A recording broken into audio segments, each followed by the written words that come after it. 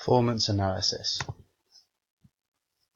The aim of this performance analysis was to give an in-detailed analysis of two distinct types of shots used in badminton, and which shots had the better success rate, and where they were most effectively used. We did this by analysing our own performances in a game of badminton, and then identified what we needed to do to improve. The matches we played were videoed and then uploaded to an analysis software called GameBreaker. This software allowed us to code the videos and identify what the different key performance indicators were during the matches. Finally, the information we gathered was put into Excel so we could look at the reliability of data and frequencies. Performance analysis is where you observe a specific skill within a game or a set play. This can either be observed during a game or after the game. The software I used for this performance analysis was called SportsCode GameBreaker. This software allowed me to use coded buttons to identify when my KPIs occurred within the footage. A timeline then appears after the first time you use one of the coded buttons. This is beneficial as it allows the coach to know exactly when the shot was made. The software then allows you to extract all the clips of the KPIs into one long video. This information can then be transferred to Excel, allowing for other data to be collected like frequency reports and quantitative data. Key performance indicators. Performance indicators are used by coaches to help assess the performance of a team or an individual. Key performance indicators can be categorized into tactical, technical, psychological, or physical. They are used to symbolize a specific aspect of performance that's relevant. An example of tactical would be playing out a set play successfully. For example, playing a drop shot, making them hit the shuttlecock high, and finishing with a smash. An example of technical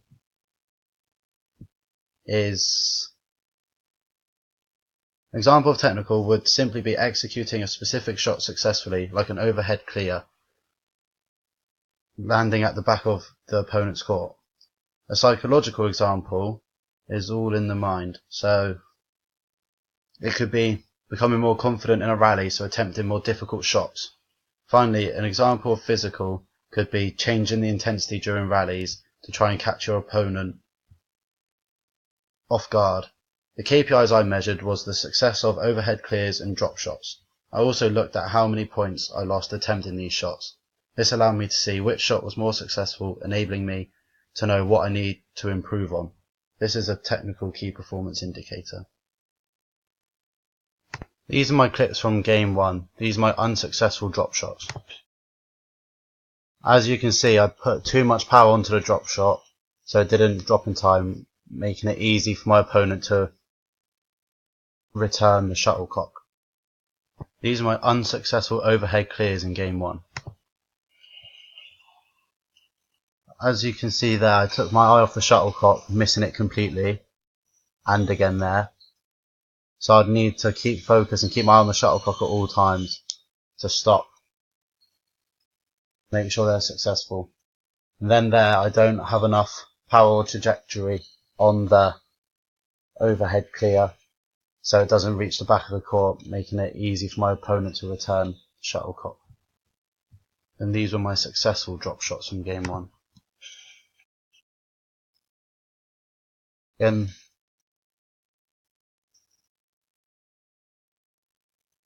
the difference in this one is I managed to get closer to the net and take power off the shuttlecock, so it drops too low for my opponent to return it. And these are my successful overhead clears. These are successful, so they go to the back of the court and make my opponent play a shot into the front of the court, meaning I have the chance for an attacking shot and try and win the point.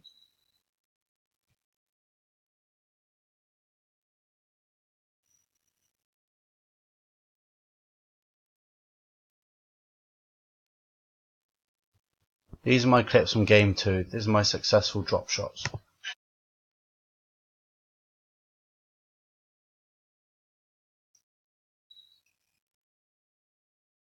The difference in game 1 and 2 is I attempted less drop shots because my opponent was a lot quicker on his feet and was getting to them more often compared to my first game. These are my unsuccessful drop shots. There I didn't put enough power on it, so it fell before the net. And same again there. I needed to open up the angle of my racket in order to get it over the net. And these are my successful overhead clears. I attempted more overhead clears in this one to try and force my opponent back, which would leave me more space to either go for a smash, try and win the point in the rallies.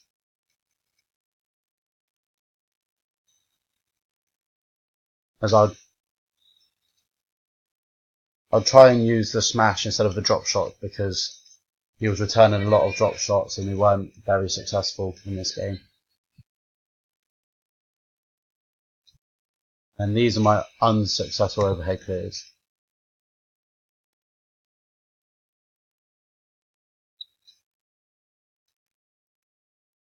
There I took my outfit again, so I'd need to focus more.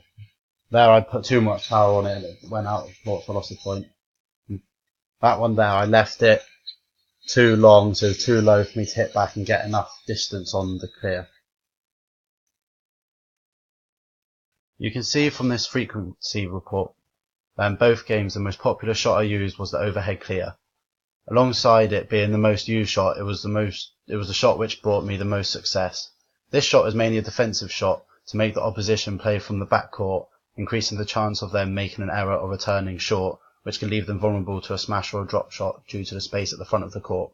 However, this was my most unsuccessful shot as well. This was due to some attempts falling short and resulted in the opposition smashing the shuttlecock back or taking my off the shuttlecock in the air and missing it completely. Within both games, due to different opponents, the drop shot worked well in one game and not so in the other. My opponent in the first game wasn't strong at getting low and returning drop shots, so I attempted that shot more.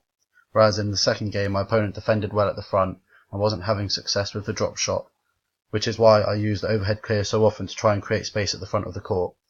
A lot of my points were lost from unforced errors or bad returns, which would result in the opposition using a smash shot to win the point. In the future, I would work on my body positioning so I'd have better chance in returning the smash shot, and I would need to be on my toes ready to react quick. This type of performance analysis was a subjective process, simply meaning observed by a person. This meant that the reliability of the data collected could have flaws. That's why it's important to test the reliability. I did this by using the intra-rater reliability method. This is where the same person observes the same performance 2 or more times and compares the results. The data collected from the timeline was exported onto an Excel spreadsheet. Then we calculate the percentage of agreement. The equation for this is the agreements divided by the agreements plus disagreements times by 100. An agreement is the amount of times a behavior is recorded from the first time compared to the second. In this case, it was a badminton shot. A percentage over 85% is deemed as reliable. In my first match, there was 2 cases of unreliability. However, one result was so low due to the number of times I attempted the shot, so the reliability would always be low. In the second game, all the data was deemed reliable. In the first game, the reliability would have been affected by human error, as I may have missed one of the KPIs in the video, so not clicking the code button. Hughes et al. 2013 says perturbation is where there is a sudden change of pace within the game, where the usual rhythm of play was disrupted. An example of this could be an exchange of overhead clears in a rally, and suddenly one player hits a drop shot, forcing the opponent to rush to the net to return the shuttlecock. Critical incident is where if the change in play causes a mistake by the other participant. During my games, it was noticeable that there was perturbation, as there was never any long rallies. The most popular was when I would hit a short overhead clear, enabling my opponent to have a smash shot and win the point. The results show that my most popular shot was the overhead clear. This can become predictable and easy to return. A coach should look to try and include other shots like drop shots and smashes to mix it up. Also, they could look at set plays, so using a drop shot, making the opponent return high, then vulnerable to a smash. Drop shots are also effective because they can be disguised, so a fake smash into a drop shot and the opponent would be caught off guard, resulting in them making an error or not returning the shot. My unsuccessful drop shots came from putting too much power on my shot, meaning they didn't drop fast enough, allowing for an easy return. I would need to gain a kinesthetic feel for the skill, so I would know how much power to put into a successful drop shot. After analysing my overhead clears, the main reasons for them failing was not enough distance or taking my eye off the shuttlecocks and missing it altogether. To avoid being unsuccessful, I would need to keep my eye on the shuttlecock until contact to ensure I don't miss it.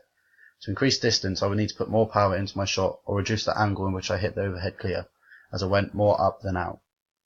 When waiting to receive any shot, I should always be on my toes to give me the best chance of returning well. When hitting an overhead clear, you should try and hit it at its highest point for further distance. There were some instances where I let the shuttlecock drop low, which meant my shots weren't effective and I put myself under pressure. An effective overhead clear can allow for perturbation, as they make an error on return, and you can capitalise by playing a drop shot to the front of the court when they're at the back, or a smash, which is a powerful shot which is hard to return. A coach should work on body positioning when using overhead clear, as well as timing to use the shot effectively.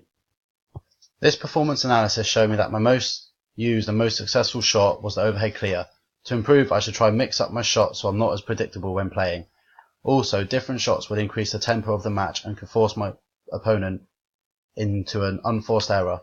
A coach would need to work on my technique on attacking shots, as that's where I made the most unforced errors and dropped points when I was in winning positions. This would allow for less errors and more chance of winning the point.